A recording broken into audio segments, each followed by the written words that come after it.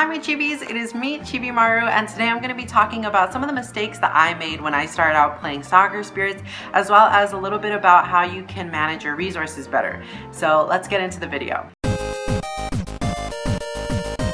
So number one is picking an attribute so that you don't end up messing up using up all of your resources on players that you're not going to use later on. What I want you guys to do is come with me, go to the book, and spend maybe 20 minutes, look through the players. Honestly, just like go through them, click on the ones that you like, and maybe make a list of the ones that you actually really like, write it down or just type it down, and kind of just like pick an attribute that you really like more than the others. So like, let's say you're really cool and you're like, oh my gosh, I'm like super dark, so I'm gonna choose dark. Dark's my favorite attribute. And so these are the players that you're gonna be working with from now on. So what I want you to do after you've chosen your primary attribute is to kind of look at the other attributes again one more time and think, do I wanna do 2 attributes? Because you really can at this point. Soccer Spirits has really allowed us to make hybrid teams of, let's say, Whirlwind and Dark, Dark and Thunder, Dark and Ardor, stuff like that. You can just do basically anything. Whirlwind Thunder is what I'm running right now. You could just do Mono Dark. So these are just your options. Just pick something and go with it, but make sure that it's an educated decision. You've chosen that attribute, you love the players in that attribute, you love them more than the others, and you're not gonna flip-flop, because something that I did as a mistake was I would flip-flop so much, and I would always choose like, okay, I wanted to do Whirlwind. I don't know, actually later on I want to do Ardor, so then I started investing in the Ardor players, and I used all my resources up, and I ended up just like having lackluster teams on both sides. So you just want to just go with something, go with an attribute. That's fine. That's all you need to do. Okay, so number 2, team investment. So this is a big one, guys. So this is probably going to be most of the video, but I'm going to talk about it in like a lot of detail, because a lot of you guys have a lot of questions on how to build your team, how to invest in your team, and I think I have the answers. So first I'm going to say, when you want to build your team, let's say you've already done the first step, you've picked your attribute, you've looked through the players that you like, you need to find your shooter, you need to find your goalkeeper, and you also need to find your other players, but those will come later. First, find your shooter and find your goalkeeper. Let's say you chose Dark, okay? So I'm gonna go to the book and I'm gonna go to Dark. So you thought, and like, I want you to look through the players and choose a shooter. So for example, you're gonna choose, you choose Damien, okay? Damien, you think, wow, he's really, really cool. What I want you to do next, to go to the story, and this is a really, really smart way for you to kind of build your team without working too much on thinking like,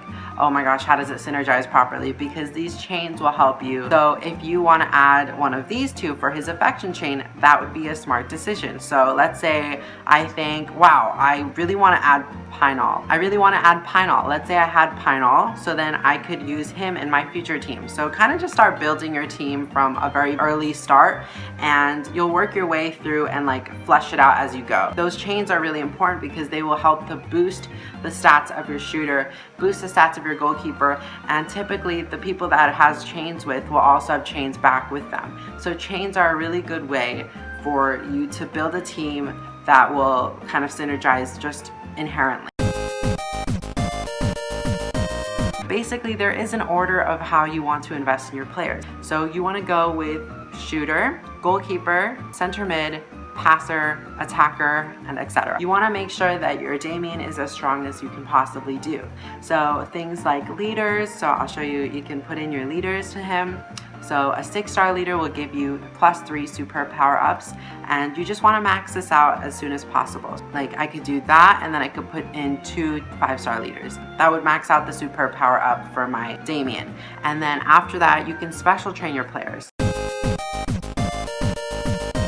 Special training is basically making your 5-star player become a 6-star player. What does that do? That makes it so that you have a level cap of 50 originally, and it goes up to 60. You can do that again by making a 7-star player and bringing the level cap to 70. The way in which you can do this is, let's take Ravion for example, And basically what you need to do is train in 5-star players. I know that sounds really daunting, but something that the game has given us is actually Maras. They can be used for special training. There's different star Maras, so you have the 3-star Mara you won't be able to use for a 5-star for special training, but you can use 5-star Maras. If you want to be really smart with your resources, save your 5-star Maras. I would say if you're starting out as a new player, you can use your 5-star Maras for special training. But if you're like somewhere middle, intermediate player, already have your 6-star players all done, I would say start saving your 5-star Maras, because you can evolve these into 6-star Maras, and 6-star Maras are so helpful because once you get your 6-star players and you want to special train them, that's when it gets really difficult, because then you have to put in 6-star players. It's a lot harder to do that. If you just put in your 6-star Maras, it's a lot easier. So I would say start saving your Maras once your team has become level 60. One other thing that you can do if you're at that level, the intermediate level, if you want to make new 5-stars become 6-stars and you still want to be saving your Maras, you can start to keep your 4-star players. So for example, I'm trying to train this Siegfried up to level 40 so that I can special train this Siegfried by using my other 4-star players, and then it becomes a 5-star player. And if I make 5 of those, then I have enough special training material to make my 5-star player become a 6-star player without using any Maras. So next I'm going to be talking about Beelzebubs, and they are the piggies. These are 3-star Beelzebubs, but you can evolve them and make 5-star Beelzebubs. Beelzebubs are able to increase the power up of your player. So not superb power up, but actually just like power up. If you see all these players, you can see that my Arc is at plus 160, my Magnus is at plus 160, my Corel is at plus 120.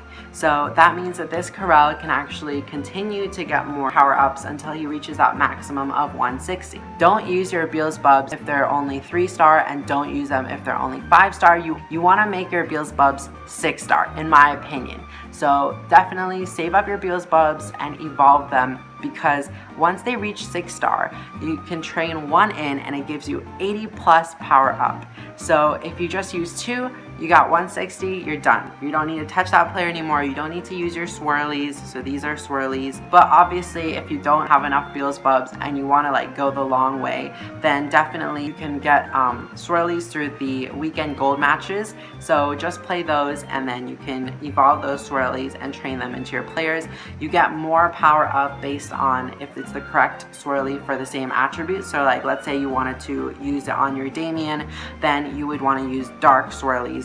And if you run out, then you can use the others, but they'll give you a little bit less than you would get from the dark one. You can get lots of 3-star Beelzebubs by doing the live battle challenges and go to Galaxy Live. And I know it might be a little bit scary for new players. You know, I think the game does match you up with players around your level, so I would go for that. If you win a match, then you get a Beelzebub, then you win after you win 3 matches, you get another one. So you want to go from there, and you can get Beelzebubs from that. You can also get them from rewards, and you can also get these materials from the Coliseum of Infinity challenges. You can also find them in Scout, and definitely I would say if you find a leader, if you find a Beelzebub, even Narises in Scout, they're good to get. Just get them.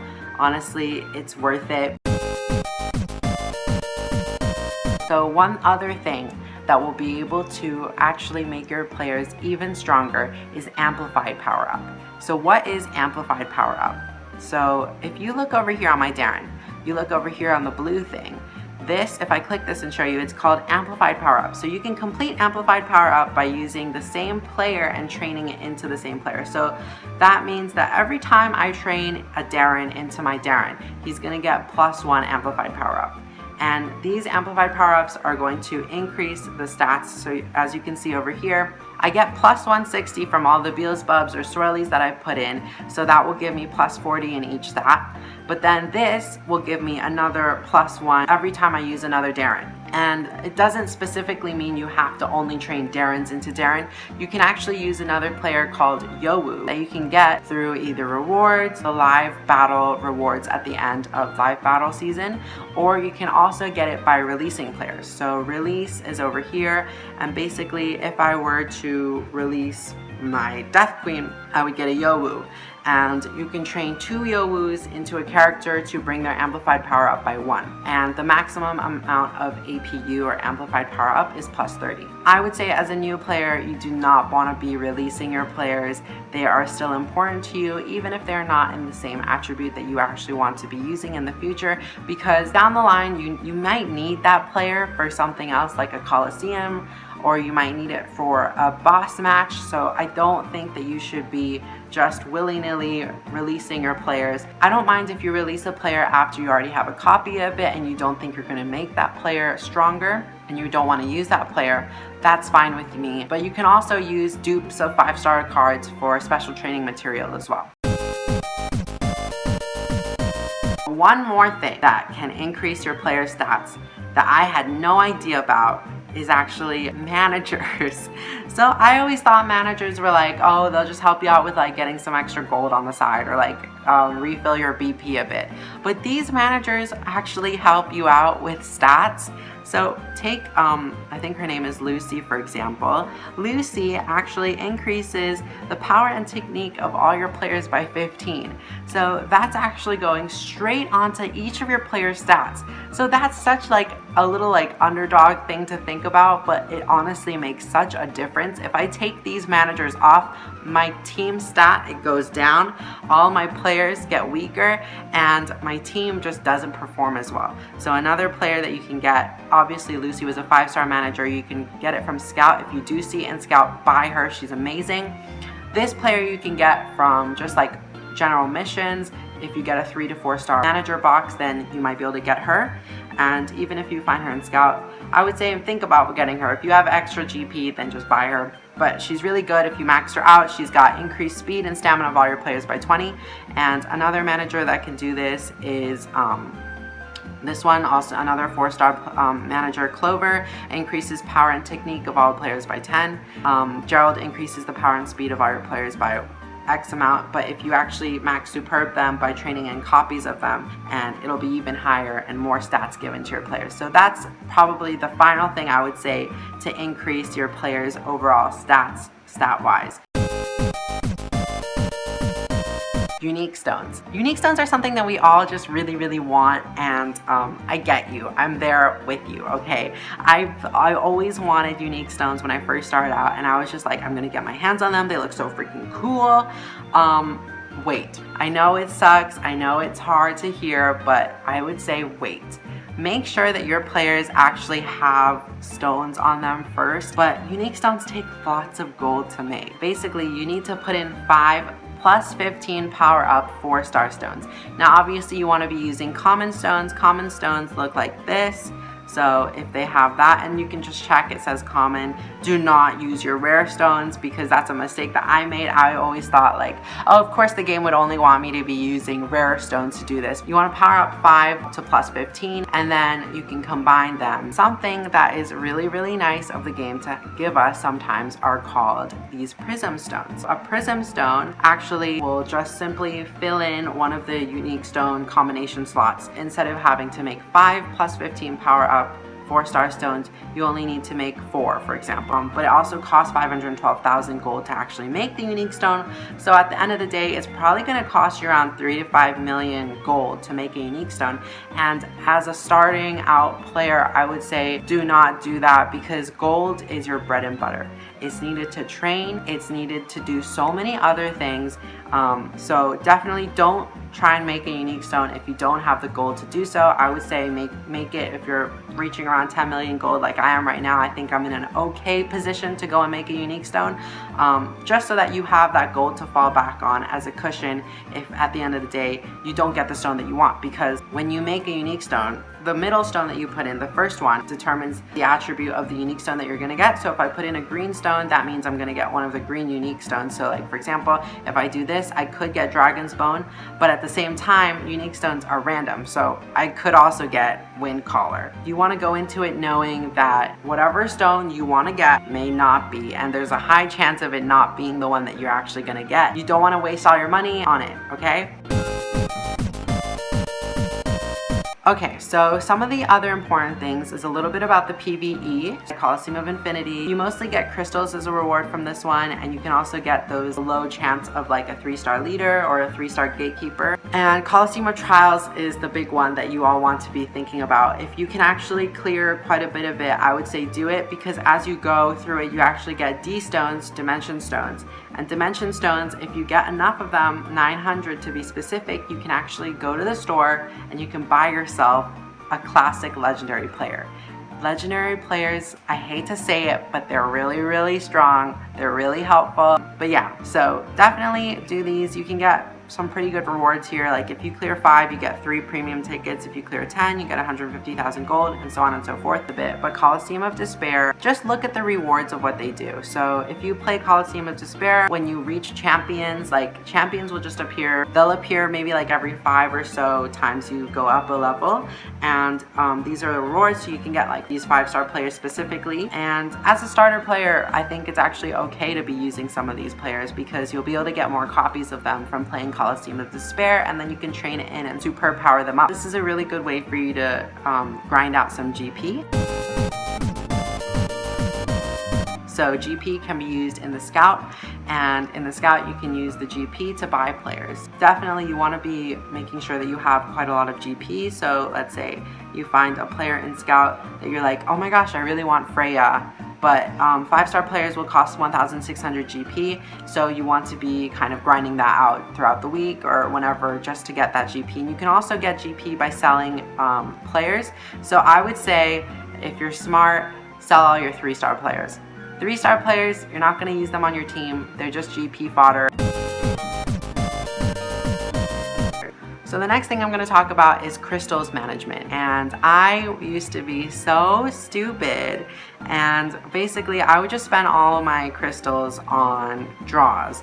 And I would just wait until I got 300. Every time I got 300, I'd be like, oh my gosh, literally just go and just draw. And I didn't even care what day it was. I was like, I just want to see what players I get. And it's just, I get it. It's a fun, it's like gacha, like, woo, like let's play a gacha game. But you want to save your crystals. You've already picked your attribute. You know what players that you're lacking. You know what players that you still need to get. And if you've picked your attribute, check, because every day of the week, Monday to Friday, there's a different draw. So the draw will be Monday is dark. You want to wait until you get maybe 1,500 crystals, 1,600 crystals ish. You'll get, that's like a couple of chances to do a 10+1 draw. That means that you're going to have a very, very good chance of getting those new star players in that dark draw. Premium tickets, kind of the same thing as crystals. Save your premium tickets. You want to save up maybe 55 so that you can actually do a couple of 10+1 to spend on a day. So spend it on dark day, spend it on whirlwind day, unless weekend and the legendary player that you really want is out.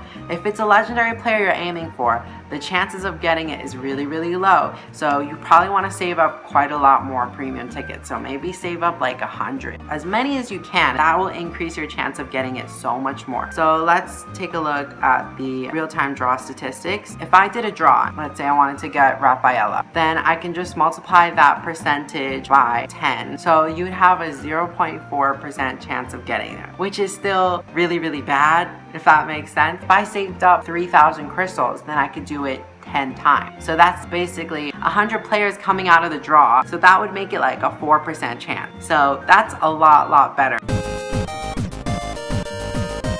Do not spend crystals and dimension stones on skins. There is one thing that I really want you guys to take a look at.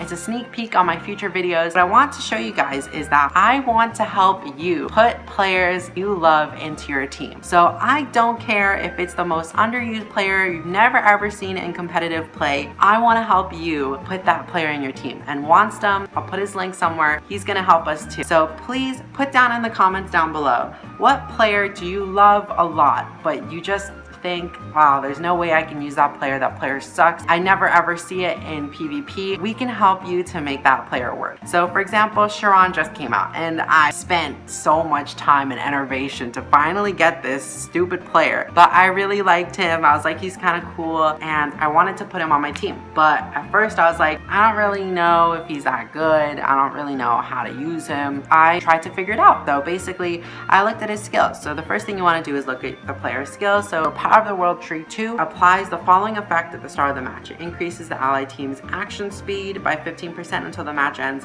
when attacking first, or it increases the ally team's critical damage resistance by 25% until the match ends when attacking after. So I thought, that's such a gamble, isn't it? Because if you start first, if you get the blue coin when you start the game, that means that you're going to be starting first and you'll get that 15% action speed. But if you start second, you get the red coin, then you're going to get that critical damage resistance. So if you get the critical damage resistance, I thought that's applying to my whole team. So I want to be using a critical damage resistance player. So for example, that player would be Darren. It says increase critical damage resistance by 5% for 45 minutes when the allies make an action. So I thought, okay, I want to use him with Darren. And then I want to accentuate a bit more, so I'll use Rocky. Rocky increases the critical damage resistance by 50% on active. So that's 50% plus 25% from Sharon, that's 75%.